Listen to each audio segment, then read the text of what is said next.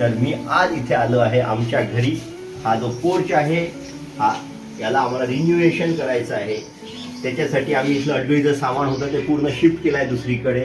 आणि याला पहिले आम्ही व्हाईट पेंट करून टाकू, कारण खूप दिवसात इथे पेंट खराब झाला होता अडगळीच्या सामानामुळे.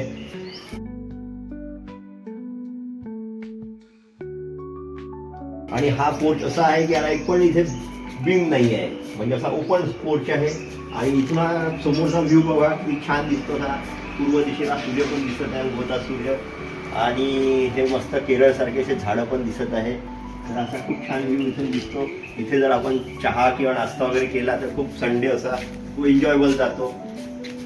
हा दिवाळीचा आमचा लॅम्प पडलेला होता, असाच खराब झालेला.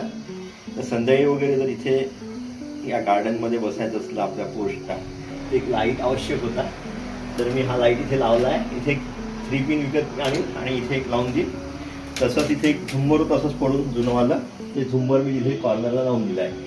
म्हणजे नवीन काहीच विकत नाही, आता घरच्याच वस्तू उपयोगात करून आपल्याला हे रिन्युएशन करायचं आहे. तर आम्ही काय केलं, पहिल्या दिवशी पेंटिंग केलं आहे व्हाईट कलरचं हे पूर्ण. आणि इथलं पूर्ण जे अडगळीचं सामान होतं ते मागच्या साईडने घेऊन गेलो.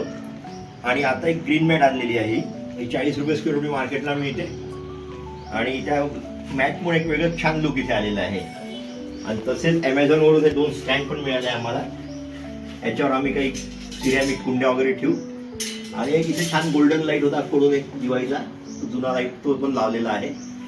आणि समृद्धीने एक छान पेंटिंग इथे काढलेलं आहे. त्याच्यामुळे हे ॲम्बियन्स आता छान वाटत आहे आपल्याला. आता पुढे कुंड्या आणल्यावर कसं होईल तर मी तुम्हाला ते दाखवतोच पुढे. Good evening. आणि आज आमचा शेवटचा दिवस. आम्ही पहिले ग्रीन मॅट टाकली आणि नंतर हे खालून कुंड्या आणल्या, त्या आपण इथे अरेंज केल्या.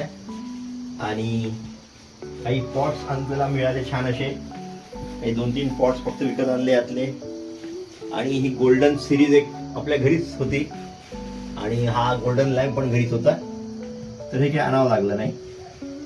आणि हे पण पॉट्स पण घरचेच आहे. आणि हा जो पामचा ट्री आहे हा एक मिळाला छान, घरीच होतं एक रोप पाम ट्रीचं, ते पण काढलेलं आहे.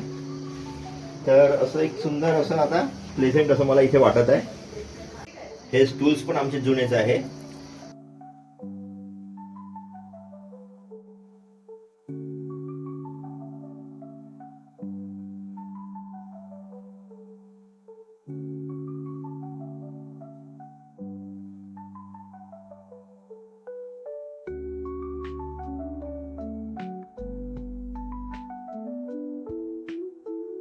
आणि अशा प्रकारे एक सुंदर बाल्कनी, एक सुंदर पोर्चला रिनोव्हेट केलं आहे. आणि ते फक्त 1000 ते 1200 रुपया बजेटमध्ये.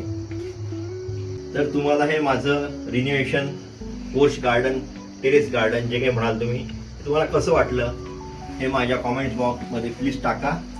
आणि प्लीज मला सबस्क्राईब करा. थँक्यू.